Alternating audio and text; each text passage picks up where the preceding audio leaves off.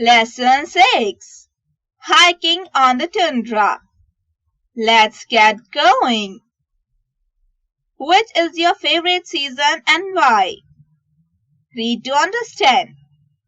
This is a story of a boy named Eden and his sister named Annie. Let us read the story to find out what happened when they were hiking on the Puneet and his sister, Amy, were hiking on the Tundra. It was March and snow covered the ground. For the Eskimo children, March was still a winter month. I wish there was something to see, said Eden gloomily. So do I, agreed his sister. This hike isn't much fun. In the distance, smoke was blowing out of the chimneys of the village. A breeze was blowing and the children snuggled deeper into their parkas for warmth. Father said there are Arctic foxes out here, muttered Edwin. I see nothing of Snowdog. Maybe their fur is so white it is impossible to see them, said Amy. The children squinted against the sun. For as far as their eyes could see, there was nothing but the glare of snow-covered tundra. Let's go back, said Amy. Maybe we'll find something interesting to do at home. The children turned and headed towards the village. Unknown to them, a pair of black eyes watched their every move. The eyes belonged to an Arctic fox. She had hurt her foot on the Arctic ice and was limping, for the wound was painful. As the children made their way home, the fox managed to keep a pace. She was small enough that tundra hummocks hid her. There was a purpose in her vigil. Her injury had left her unable to hunt. She couldn't keep up with Nanook, the polar bear, either. Sometimes Nanook left scraps from his own hunts and the fox ate well. But right now the bears were all out on the ocean ice and the little white fox hadn't followed. She was very hungry. She would perish if she didn't eat in a short while. There was one immediate hope for the fox. Had the children bought something to eat? The fox had been near humans before and had dined on leftovers. She crouched low and followed with halting steps. Further out on the tundra was another animal. It was Kavik, the Wolverine. His fierce, dark eyes glittered as they watched the fox. He too was hunting. Lemmings were scarce. There were no rabbits and the sick. The ground squirrel was still underground in his long winter sleep. To Kavik, the fox looked good to eat. He saw that the Snowdog was hurt. She would be quick and easy prey. Puneet and Amy ambled along. They studied the frozen snow and wondered why it made crunching sound under their muklooks.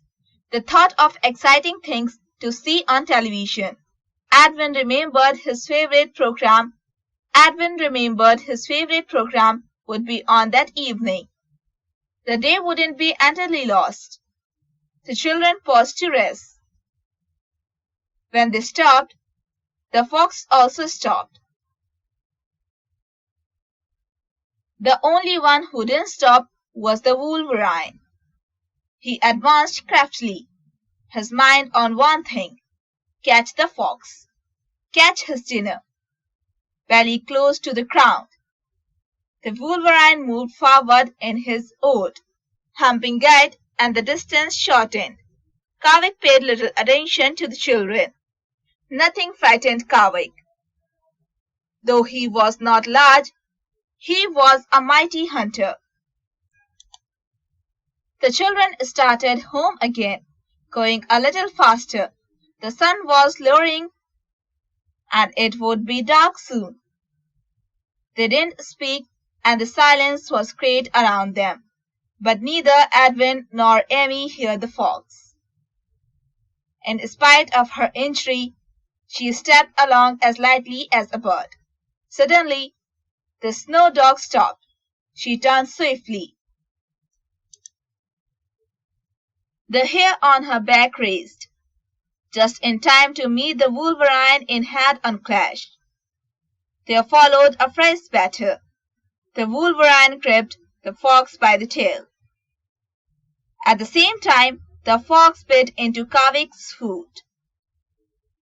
Then began a fresh tug of war, and as the animals sweat, one fighting for his dinner, the other fighting for her life, they growled deeply. All at once the tip of Fox's tail came loose, and Wolverine fell back. The fox scrambled off a few yards. Her teeth were bared, her eyes bright with hurt and fear. Kavik gripped the piece of tail firmly in his jaws. Nothing in the world could have pried it loose. He studied the fox for several seconds, then turned away. The Snowdog wasn't such easy prey after all. It is possible he could have beaten the fox. But Kavik's paws throbbed where the fox's teeth had dug in, and the Wolverine wanted no more of such treatment. He gave a last growl, then humped off across the tundra, holding the bit of white hair and skin in its mouth. The fox stood like a statue, eyes on her enemy. When she left safe, she lay down to lick her wound. Her courage had saved her life. But she was still hungry, and starvation was still waiting.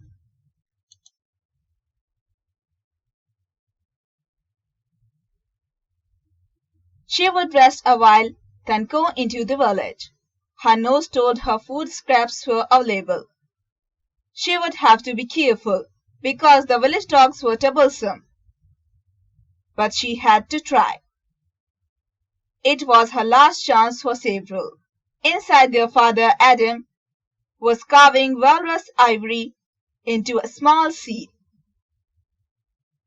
"What did you see on the Tundra today?" he asked. "Nothing, father," replied Edwin wearily. "We didn't see a thing."